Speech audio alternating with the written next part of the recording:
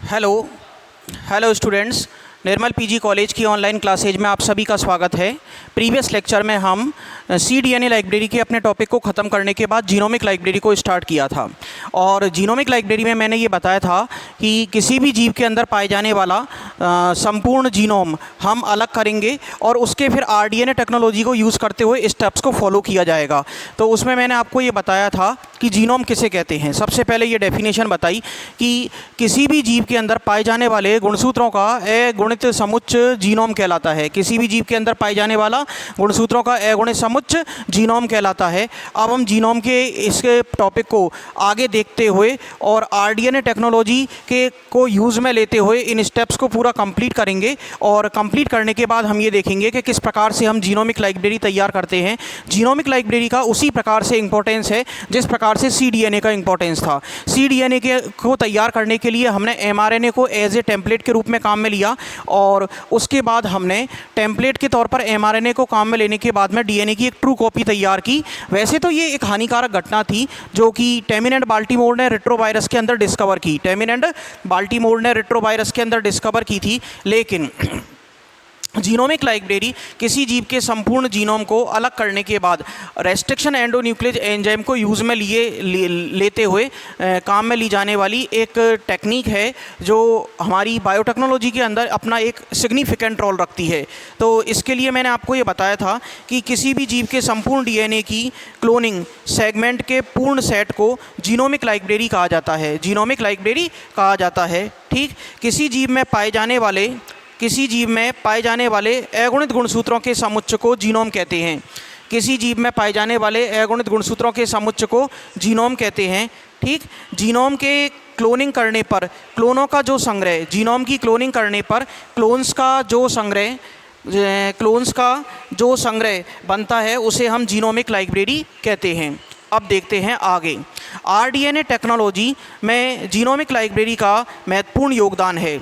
RDNA technology के अंदर genomic library का एक महत्वपूर्ण योगदान है और इस लाइब्रेरी के निर्माण हेतु किसी जीव के संपूर्ण जीनोम का निष्कर्षण किया जाता है। जीनोम से मतलब यानी उस जीव के अंदर पाए जाने वाले संपूर्ण गुणसूत्रों के अगुणित समुच्चय का, उस जीव के अंदर पाए जाने वाले संपूर्ण अगुणित गुणसूत्रों के समुच्चय को हम अलग करते हैं। ठीक, अब इसके बाद हम आगे देखते हैं कि इसके बाद अगुणित गुणसूत्रों के समुच्चय को अलग करने के बाद जीनोम को मैकेनिकली या एंजाइमेटिक विधि से अलग किया जा रहा था। कैसे अलग किया जा रहा था? यांत्रिक तरीके से या फिर एंजाइमी विधि के द्वारा अलग किया जा रहा था। इन खंडों को अलग करने के बाद हम एगारोज जेल इलेक्ट्रोफोरेसिस विधि काम में लेंगे। एगारोज जेल इलेक्ट्रोफोरेसिस की विधि के बारे में भी मैंने आपको बताया था कि ये फर्दर क्लासेज में काम में ली जाने वाली एक टेक्निक है।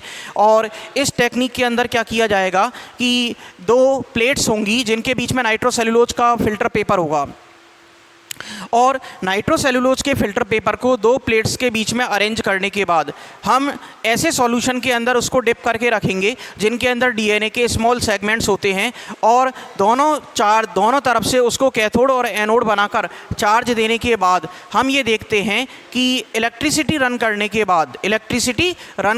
बाद डीएनए के जो स्मॉल सेगमेंट्स होते हैं वो अपने किलो बेस पेयर के हिसाब से नाइट्रोसेल्यूलोज के फिल्टर पेपर पर अरेंज होते जाते हैं, जिनको कि हम इथिडियम ब्रोमाइड से अभिरंजित करने के बाद अलग काट करके हटा लेते हैं। ठीक है ना, ये हमारा इम्पोर्टेंट रोल होता है, सिग्निफिकेंट रोल है कि किस प्रकार से जीनोमिक लाइब्रेरी काम करेगी, किस प्रकार से हम जीनोमिक लाइब्रेरी का निर्माण करेंगे। ठीक है ना, फिर उनको हम शूटेबल वेक्टर के साथ अटैच करके, ठीक है ना, शूटेबल वेक्टर के साथ समाकलित करते हैं तथा परपोषी कोशिका में प्रवेश करा करके क्लोन बनाए जाते हैं।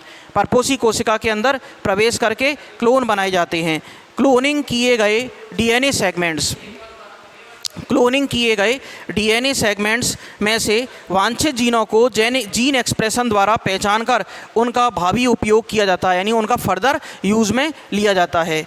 जीनोमिक लाइब्रेरी के निर्माण के हमने कुछ स्टेप्स, जीनोमिक लाइब्रेरी का निर्माण किस प्रकार से किया जाएगा वो स्टेप्स मैंने आपको प्रीवियस लेक्चर के अंदर भी बताए थे और मैं इस लेक्चर में भी रिपीट कर रहा हूँ कि जीनोमिक लाइब्रेरी का निर्माण अगुणित गुणसूत्रों के समुच्चय से किया जाता है। पहली बात तो जो जीनोमिक लाइब्रेरी का निर्माण होगा वो किससे होगा भैया? जीनोम से होगा। किससे होगा?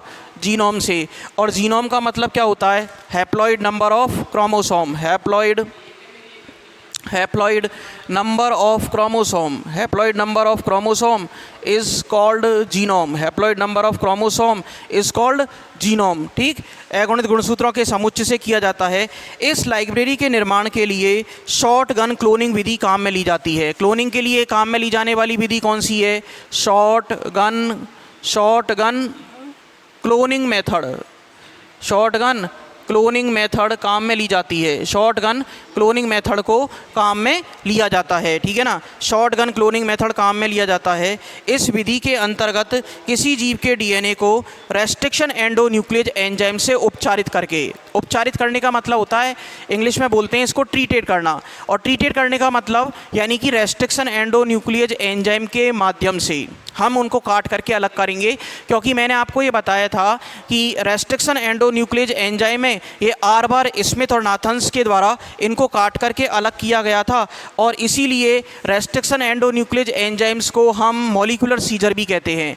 रेस्ट्रिक्शन एंडोन्यूक्लियेज एंजाइम्स को हम मॉलिक्यूलर सीजर भी कहते हैं। और इसीलिए इनको हम अब तक लगभग 390 प्रकार से अधिक के रेस्ट्रिक्शन एंडोन्यूक्लियेज एंजाइम खोजे जा चुके हैं। अब आगे देखते हैं भैया आगे क्या होगा इसमें। रेस्ट्रिक्शन एंडोन्यूक्लियेज एंजाइम से उपचारित करके हम इच्छित माप के खंड प्राप्त करते हैं। ठीक है ना, तो डिज़ायरेबल जो हमारा मेज़रमेंट है उसके लिए मैंने आपको एक टर्म बताई थी प्रीवियस लेक्चर के अंदर। जो हमारे इच्छित माप के खंड हमें मिलेंगे, इच्छित माप के जो खंड हमें मिलते हैं उन्हें हम क्या नाम देते हैं? इच्छित माप के खंड। इच्छित माप के खंड, इनको हम क्या नाम देते हैं? RFLP। Restriction fragment length polymorphism. Restriction fragment length polymorphism कहते हैं जिनको वाहक के साथ समाकलित करके क्लोनिंग करवाई जाती है। जीनों की, अगला पॉइंट, जीनों की मदद से ट्रांसजेनिक जीव प्राप्त किए जाते हैं। और इस विधि के मैंने कुछ आपको स्टेप्स बताए और ये स्टेप्स थे हमारे पास, टोटल 6 स्टेप थे। इन 6 स्टेप्स की बात करें तो पहला स्टेप आता है जीनोमिक डीएनए का निष्कर्षण। ठीक है ना, जीनोमिक डीएनए का निष्कर्षण, एक्सट्रैक्शन ऑफ जीनोमिक डीएनए। ठीक है ना, इसको यानी जीनोमिक डीएनए को हम अलग कैसे करेंगे? तो अलग करने के लिए मैंने आपको ये बताया कि जीनोमिक डीएनए को निष्कर्षित करने के लिए रेस्ट्रिक्शन एंडोन्यूक्लियेज एंजाइम काम में लिए जाएंगे। एक एक करके अभी हम इन पॉइंट्स को डिटेल में भी पढ़ने वाले हैं। दूसरा पॉइंट था हमारा निष्कर्षित डीएनए का विदलन। ठीक है ना, निष्कर्षित डीएनए का विदलन यानी क्लीवेज ऑफ एक्सट्रैक्टेड डीएनए। फिर तीसरा पॉइंट आएगा हमारा विदलित खंडों में से काटे गए, विदलित खंडों का मतलब काटे गए। ठीक है ना, खंडों में से क्लोनिंग के लिए उपयुक्त खंडों का पृथक्करण करना। फिर चौथा पॉइंट आएगा पृथक्कृत खंड यानी कहने का मतलब आइसोलेटेड डीएनए सेगमेंट्स, पृथक्कृत खंडों की क्लोनिंग करना। फिर पांचवा पॉइंट आता है हमारा वांछित खंडों की पहचान करना यानी उनको आइडेंटिफाई करना। ठीक है ना, आइडेंटिफाई करने के लिए हम कैसे करेंगे? इथीडियम ब्रोमाइड से उनकी लेबलिंग करेंगे, इथीडियम ब्रोमाइड से उनकी लेबलिंग करते चलेंगे। फिर वांछित जीनों का पीसीआर विधि के द्वारा प्रवर्धन, ये टेक्निक अभी हमने नहीं पढ़ी है। ठीक है ना, लेकिन इसके बारे में जो मेन पॉइंट्स थे मैं आपको कई बार बता चुका हूँ कि पीसीआर टेक्निक है, ये छोटे डीएनए सेगमेंट्स के एम्प्लीफिकेशन के लिए काम में ली जाने वाली टेक्निक है। एम्प्लीफिकेशन का मतलब प्रवर्धन।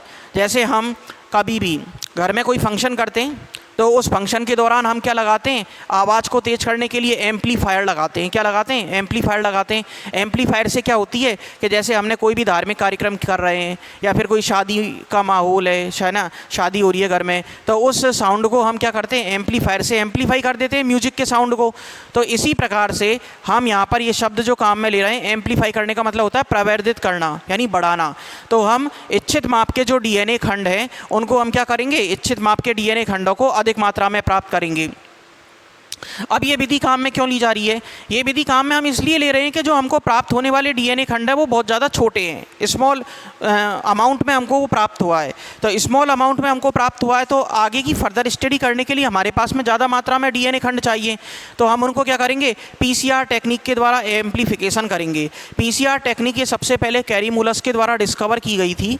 और इसके अलावा एक पॉइंट मैंने ये बताया था कि इसमें 3 स्टेप्स होती हैं, डीनेचुरेशन, एनिलिंग और प्राइमर एक्सटेंशन। डीनेचुरेशन, एनिलिंग और प्राइमर एक्सटेंशन। और इसमें थर्मस एक्वेटिकस बैक्टीरिया से प्राप्त होने वाला एक एंजाइम होता है टेक पॉलीमरेज, जो थर्मोस्टेबल होता है, उसको काम में लिया जाता है। ओके, तो यहाँ तक अपने पॉइंट ये इतने क्लियर हो गए। अब यदि मैं इनको एलोबरेट करके भी आपको बताता चलूँ तो अभी कोई ज़्यादा बड़ी बात नहीं रह गई है इसके अंदर। तो फटाफट से हम अपने पहले पॉइंट पर आ जाते हैं। पहला स्टेप है हमारा जीनोमिक लाइब्रेरी के निर्माण का, जीनोमिक डीएनए का निष्कर्षण। जीनोमिक डीएनए का निष्कर्षण, ठीक है ना। तो जीनोमिक लाइब्रेरी के निर्माण के लिए जो हमारा पहला पॉइंट है, इसको हम पहले तो डिक्टेट कर लेते हैं, जीनोमिक डीएनए का निष्कर्षण, ठीक है ना। और यहाँ पे लिखते हैं भैया हमारा कौन सा चल रहा है, ये स्टेप फर्स्ट में आता है जीनोमिक डीएनए का निष्कर्षण। जीनोमिक डीएनए का निष्कर्षण, ठीक है ना। जीनोमिक डीएनए का निष्कर्षण, ठीक है ना। Extraction of genomic DNA. तो इसके अंदर देखते हैं क्या होगा। किसी सामान्य बैक्टीरियल सेल से संपूर्ण डीएनए के निष्कर्षण की विधि को 4 स्टेप्स में बांटा गया है, ठीक है ना। 4 स्टेप्स के अंदर बांटा गया है। अब इन स्टेप्स को हम एक एक करके देखते हैं कि बैक्टीरियल कल्चर का वर्धन और सस्यकर्तन, ठीक है ना, यानी कहने का मतलब उनकी ग्रोइंग और हार्वेस्टिंग, ठीक है ना। जिस बैक्टीरिया की जीनोमिक लाइब्रेरी तैयार करनी होती है, उसके उपयुक्त प्रभेद को कल्चर मीडियम पर कल्चर किया जाता है, ठीक है ना। कल्चर मीडियम पर कल्चर किया जाता है और इस कार्य के लिए एलबी कल्चर मीडियम का उपयोग किया जाता है। सबसे पहले इसमें क्या आएगा भैया कि जिस बैक्टीरियल सेल को हमको जीनोमिक डीएनए एक्सट्रैक्ट करना है, जिस बैक्टीरियल सेल में से जीनोमिक डीएनए को एक्सट्रैक्ट करना है, उसका हम पहले क्या करेंगे, कल्चर मीडियम पर उसको कल्चर करवाएंगे। कल्चर मीडियम पर कल्चर करवाएंगे और कल्चर करवाने के लिए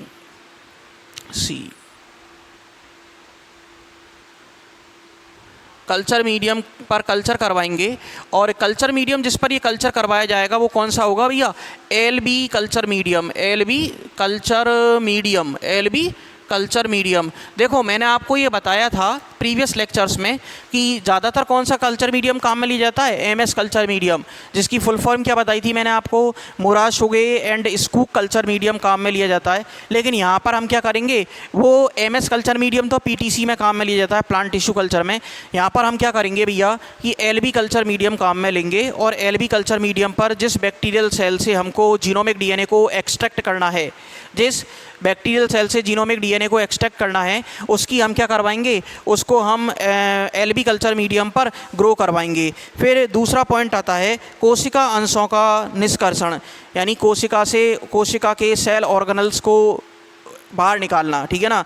कोशिका के अंदर उपस्थित अवयवों के निष्कासन के लिए संवर्धित कोशिकाओं को लाइसोजाइम या ईडीटीए के द्वारा उपचारित किया जाता है, ठीक है ना। कल्चर्ड जो सेल हैं हमारे पास में, दूसरा स्टेप आ जाता है इसी में कि कल्चर्ड सेल को हम क्या करेंगे, लाइसोजाइम एंजाइम के द्वारा या ईडीटीए के द्वारा, ठीक है ना।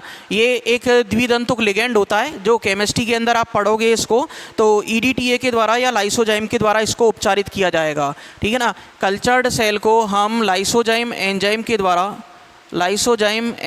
द्वारा या फिर किसके द्वारा, ईडीटीए के द्वारा हम इसको ट्रीटेड करेंगे। एथिलीन डाइअमीन टेट्राएसीटेट आयन होते हैं, ये द्विदंतुक लिगेंड है ईडीटीए, इसके द्वारा हम क्या करेंगे, इसको उपचारित करेंगे।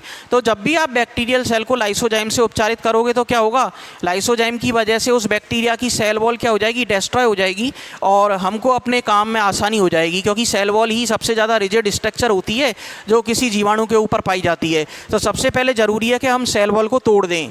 तो सेल वॉल को तोड़ने के लिए हम जनरली क्या काम में लेते हैं, लाइसोजाइम एंजाइम काम में लेते हैं, लाइसोजाइम एंजाइम काम में लेंगे, ठीक है ना। फिर लाइसोजाइम एंजाइम से क्या होगी, बैक्टीरियल सेल वॉल दुर्बल हो जाती है। तत्पश्चात इन कोशिकाओं को एसडीएस नामक अपमार्जक के द्वारा उपचारित किया जाता है, ठीक है ना। तो जब ये लाइसोजाइम सेल एंजाइम से ट्रीटेड करने के बाद बैक्टीरियल सेल वॉल क्या हो जाएगी, कमज़ोर पड़ जाएगी। तो फिर इनको हम क्या करेंगे, अगले स्टेप में क्या करेंगे, SDS, ये एक अपमार्जक होता है। क्या होता है ये, अपमार्जक, ठीक है ना। जनरली हम अपमार्जक किसको कहते हैं, जो हम सर्फ काम में लेते हैं ना कपड़े धोने के लिए, उसको हम अपमार्जक की श्रेणी में रखते हैं। उसको हम किस में रखते हैं, अपमार्जक की श्रेणी में। जैसे सर्फ के बारे में अपन देखें तो कौन कौन से अपमार्जक हैं, ठीक है ना, जो जनरली हम काम में लेते हैं, जैसे घड़ी डिटर्जेंट, केक है, ठीक है ना, एरियल है, टाइड है, ठीक है ना। तो ये मार्केट में अवेलेबल हैं जनरली। तो इसकी जगह हम क्या काम में लेंगे, यहाँ पर SDS के द्वारा उपचारित करेंगे। और इसकी फुल फॉर्म होती है सोडियम डोडिसाइल सल्फेट। सोडियम डोडिसाइल सल्फेट अपमार्जक के द्वारा इसको उपचारित किया जाएगा। सोडियम डोडिसाइल सल्फेट, ठीक है ना, सल्फेट के द्वारा इसको क्या किया जाएगा, उपचारित किया जाएगा। सोडियम डोडिसाइल सल्फेट के द्वारा उपचारित किया जाएगा, जिससे कोशिका भित्ति क्या हो जाएगी, टूट जाएगी, ठीक है ना। सेल वॉल क्या होगी भैया, अगला अपना स्टेप क्या आया भैया, सेल वॉल टूट जाती है, सेल वॉल टूट जाती है, ठीक है ना, सेल वॉल टूट जाती है। ठीक, अब हम बात करते हैं, देखो एक बार आपको पूरी दोबारा से ये पूरी जो बात है इसको समझा देता हूँ। सबसे पहले हमने क्या किया कि जिस बैक्टीरियल सेल से हमको जीनोमिक DNA को अलग करना है, ठीक है ना, जीनोमिक लाइब्रेरी बनाने के लिए जिस बैक्टीरियल सेल से हमको जीनोमिक DNA को अलग करना है, उसको हम क्या करेंगे, कल्चर करेंगे उसका, यानी उसकी मात्रा बढ़ाएंगे, ठीक है ना। अब कल्चर मीडियम पर मात्रा बढ़ाने के लिए क्या होगा भैया, कि कल्चर मीडियम पर हम इसको ग्रो करवाएंगे और कल्चर मीडियम काम में लेंगे। बैक्टीरियल कल्चर करवाने के लिए हम कौन सा कल्चर मीडियम काम में लेंगे, LB कल्चर मीडियम, ठीक है ना। MS कल्चर मीडियम काम में नहीं लेंगे भैया। MS कल्चर मीडियम PTC के अंदर काम में लिया जाता है, प्लांट टिश्यू कल्चर में, तो प्लांट टिश्यू कल्चर में हम काम में नहीं लेंगे, ठीक है ना। MS culture medium plant tissue culture के अंदर काम में लिया जाता है। ओके, तो अब बात करते हैं भैया, इसके बाद क्या होगा भैया, कल्चर्ड सेल को लाइसोजाइम एंजाइम के द्वारा, कल्चर्ड सेल को लाइसोजाइम एंजाइम या EDTA के द्वारा हम उपचारित करेंगे। और इससे क्या होगा भैया, जो बैक्टीरियल सेल वॉल होगी वो टूटने लग जाएगी, ठीक है ना, लेकिन टूटेगी नहीं पूरी तरीके से, कैसी हो जाएगी, दुर्बल हो जाएगी। फिर इसके बाद हम क्या करेंगे, SDS अपमार्जक के द्वारा उपचारित करेंगे। SDS की फुल फॉर्म क्या होती है, सोडियम डोडोसाइल सल्फेट, ये एक अपमार्जक है और इसको हम क्या कहते हैं, इसको हम कहते हैं बायो डिटर्जेंट। क्या नाम देते हैं इसको, बायो डिटर्जेंट, ठीक है ना। ये कई बार कंपटीशन की एग्जाम्स में भी पूछा जाता है कि बायो डिटर्जेंट के बारे में बताइए, ठीक है ना। तो बायो डिटर्जेंट कौन सा होता है भैया, SDS होता है, ठीक है ना। बायो डिटर्जेंट कौन होता है भैया, SDS एक बायो डिटर्जेंट होता है। इसको SDS को बायो डिटर्जेंट के तौर पर काम में लिया जाता है। ठीक, तो अपमार्जक से जब हम उपचारित करेंगे तो सेल वॉल क्या होगी भैया, टूट जाएगी, सेल वॉल टूट जाती है। फिर हम क्या करेंगे भैया, अपकेंद्रण विधि के द्वारा DNA अथवा RNA को पृथक कर लिया जाता है। अगला स्टेप क्या आएगा भैया, निष्कर्षण ही चल रहा है ये अभी। फिर अगला स्टेप कौन सा आएगा हमारा, अपकेंद्रण विधि के द्वारा, अपकेंद्रण विधि के द्वारा, अपकेंद्रण विधि, और इसको इंग्लिश में क्या कहते हैं, इंग्लिश में यदि आप इसकी टर्म देख लोगे तो ये इजीली समझ में आ जाएगी, सेंट्रीफ्यूगेशन मेथड, ठीक है ना, सेंट्रीफ्यूगेशन मेथड, सेंट्रीफ्यूगेशन, ठीक है ना, फ्यूगेशन मेथड, ठीक है ना। सेंट्रीफ्यूगेशन मेथड के द्वारा हम क्या करेंगे भैया, जब सेल वॉल तोड़ दी तो उसके बाद हम सेंट्रीफ्यूगेशन टेक्निक को काम में लेंगे और सेंट्रीफ्यूगेशन मेथड को काम में लेते हुए हम DNA या RNA को पृथक कर लेंगे। किसको, DNA और RNA को पृथक कर लेंगे। अब आप देखो भैया कि आपको एक पॉइंट समझना होगा यहाँ पर कि सेंट्रीफ्यूगेशन क्या होता है। जब आप जनरली हॉस्पिटल में ब्लड सैंपल देने के लिए जाते हो तो आप देखते हो वहाँ पर कि जिस लैब में आप ब्लड सैंपल लिया जाता है, तो उस लैब में जब अपन लैब के साथ में जब ब्लड सैंपल लिया जा रहा है उसको तो फिलेटली रूम कहते हैं अपन, जहाँ पर ब्लड सैंपल कलेक्ट किए जाते हैं, यानी ब्लड सैंपल या यूरिन सैंपल जहाँ पर कलेक्ट किए जाते हैं वो तो फाइटेलिटी रूम होता है। उसके बगल में ही हमारी क्या होती है, लेबोरेटरी होती है, जहाँ से सैंपल लेबोरेटरी के अंदर जाते हैं।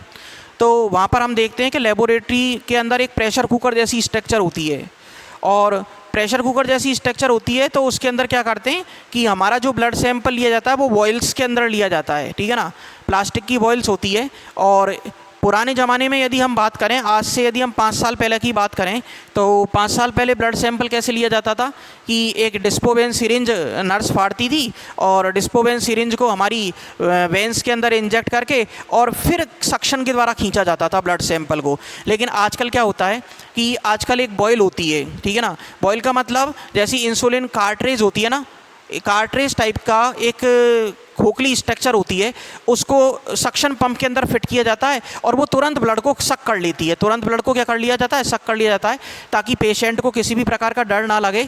तो इसीलिए क्या किया जाता है कि सक्शन पंप से तुरंत 4-5 बॉयल भर के और कह दिया जाता है कि अब आप जा सकते हो, ठीक है ना, ब्लड सैंपल लेने के बाद। तो उन बॉयल्स को क्या किया जाता है कि सेंट्रीफ्यूगेशन, जो हमारी प्रेशर कुकर जैसी स्ट्रक्चर है, उसके अंदर उन बॉयल्स को फिट कर दिया जाता है और उसको फिर सेंट्रीफ्यूगेशन विधि के द्वारा, यानी कहने का मतलब लाइट का प्लग लगा देते हैं और फिर वो तेज़ गति से उसको घुमाया जाता है। तो जब उसको बहुत तेज़ गति से राउंड में घुमाते हैं तो अलग अलग सेल ऑर्गेनल्स को अलग अलग करने के लिए अलग अलग आरपीएम की स्पीड हमको ऑलरेडी ज्ञात होती है।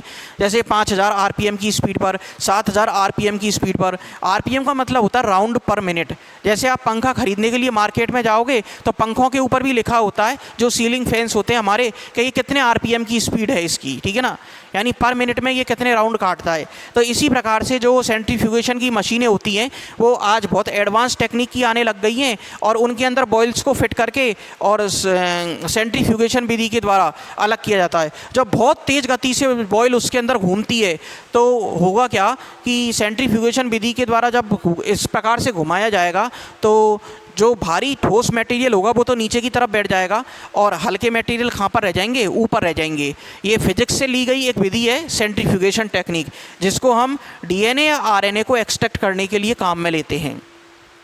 ओके, यहाँ तक किसी को दिक्कत नहीं होनी चाहिए, ठीक है ना। इन पॉइंट्स को आपने ये देख लिया कि कल्चर मीडियम पर बैक्टीरियल सेल को ग्रो करवाएंगे, एलबी कल्चर मीडियम पर जिस बैक्टीरियल सेल्स को हमको ग्रो करवाना है। कल्चर्ड जो सेल होंगी उनको लाइसोजाइम या ईडीटीए के द्वारा ट्रीटेड किया जाएगा, जिससे सेल वॉल दुर्बल हो जाएगी। फिर उसके बाद हम सोडियम डोडेसाइल सल्फेट, जो कि एक बायो डिटर्जेंट होता है, एसडीएस भी कह देते हैं इसको शॉर्ट फॉर्म में, इसके द्वारा जब हम ट्रीटेड करवाएंगे तो इसके द्वारा ट्रीटेड करवाने पर सेल वॉल टूट जाएगी। सेल वॉल टूटने के बाद हम अपकेंद्रण विधि के द्वारा, ठीक है ना, सेंट्रीफ्यूगेशन मेथड के द्वारा हम डीएनए या आरएनए को अलग कर लेंगे, ठीक है ना, डीएनए या आरएनए को अलग कर लेंगे। ठीक, अब यदि आपको सेंट्रीफ्यूगेशन मेथड समझ में नहीं आया है तो जब भी आपकी ऑफलाइन क्लास स्टार्ट होंगी तो हमारे पास अपने पास बॉटनी लैब में वो अवेलेबल है सेंट्रीफ्यूगेशन मेथड, तो उसके द्वारा भी हम आपको समझा देंगे। आगे देखते हैं कि अपकेंद्रण विधि में कैसा होगा कि अपकेंद्रण विधि के द्वारा डीएनए या आरएनए को पृथक कर लिया जाएगा। ठीक, फिर इसके बाद अगला पॉइंट आता है कोशिका निष्कर्ष से डीएनए को शुद्ध रूप में प्राप्त करना, यानी कहने का मतलब purification of DNA from cell extract, purification of DNA from cell extract.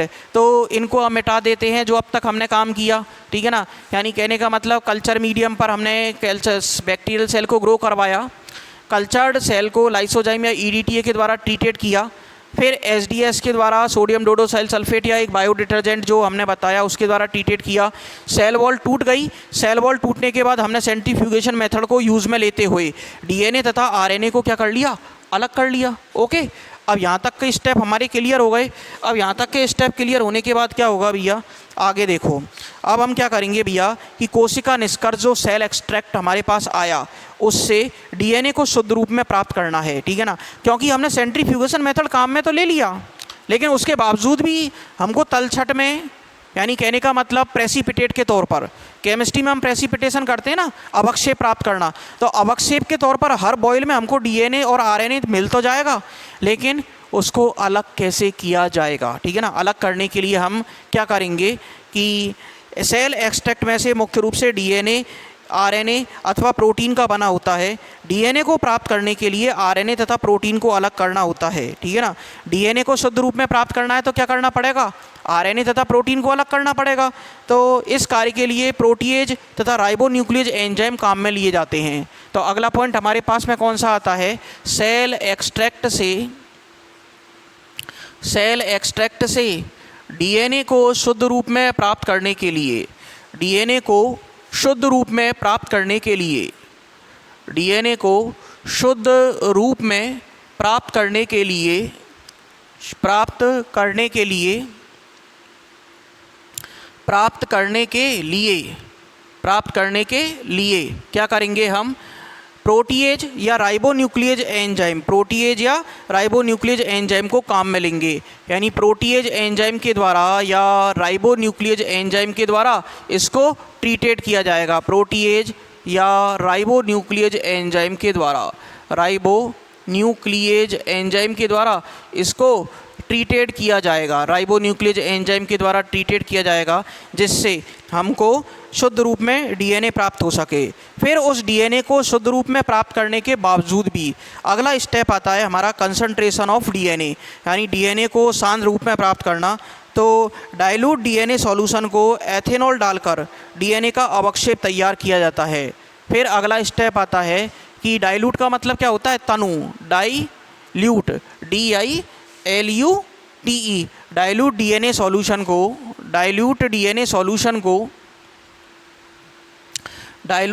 Solution को देखो, सॉल्यूशन को ऐसे भी लिख सकते हैं हम, क्या कर सकते हैं कि घात के तौर पर n लगा सकते हैं, क्योंकि इसमें क्या होता है कि इस प्रकार से लिखने पर, जैसे फॉर्मेशन में m ऊपर लगा दिया या सॉल्यूशन में n ऊपर लगा दिया, तो डाइल्यूट इस प्रकार से फुल फॉर्म बन जाती है इसकी। डाइल्यूट डीएनए सॉल्यूशन को हम एथेनॉल डालकर ठीक है ना, एथेनॉल डालकर उसका अवक्षेप तैयार कर लेते हैं। एथेनॉल डालकर डीएनए का अवक्षेप तैयार कर लिया जाता है। डीएनए का अवक्षेप तैयार कर लिया जाता है। डीएनए को हम प्रेसिपिटेट के तौर पर प्राप्त कर लेंगे। तो अब हमारा काफ़ी सारा काम कंप्लीट हो चुका है कि डीएनए को हमने प्रेसिपिटेट के तौर पर अलग कर लिया। तो एक हमारा ये काम कंप्लीट हो गया कि हमने डीएनए को प्रेसिपिटेट के तौर पर अलग कर लिया। अब डीएनए को प्रेसिपिटेट के तौर पर प्राप्त हो गया, ठीक। तो अब क्या करेंगे हम कि डीएनए को प्रेसिपिटेट के तौर पर प्राप्त करने के बाद नेक्स्ट स्टेप आता है हमारा निष्कर्षित डीएनए का विदलन, ठीक है ना। दूसरा स्टेप कौन सा आएगा हमारा, निष्कर्षित डीएनए का विदलन। ओके, ठीक।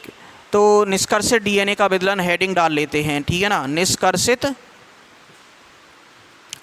दूसरा स्टेप आ रहा है अब ये, यानी एक स्टेप कंप्लीट हुआ हमारा, निष्कर्षित डीएनए का विदलन, ठीक है ना। तो हम अपने लेक्चर को आज यहीं पर ड्रॉप कर रहे हैं और नेक्स्ट लेक्चर के अंदर हम अपने इस टॉपिक को आगे बढ़ाएंगे, जीनोमिक लाइब्रेरी वाले टॉपिक को। आशा करता हूं कि आप इसी प्रकार से पढ़ रहे होंगे सीरियसली। नोट्स भी मैंने आपको अपलोड कर दिए हैं जीनोमिक लाइब्रेरी के, तो इसी प्रकार से कंटिन्यूस अपनी स्टडी को जारी रखिए। बहुत जल्दी हम इन दोनों यूनिट्स को कंप्लीट कर लेंगे जो हमारी बायोटेक्नोलॉजी और जेनेटिक इंजीनियरिंग की यूनिट है। धन्यवाद।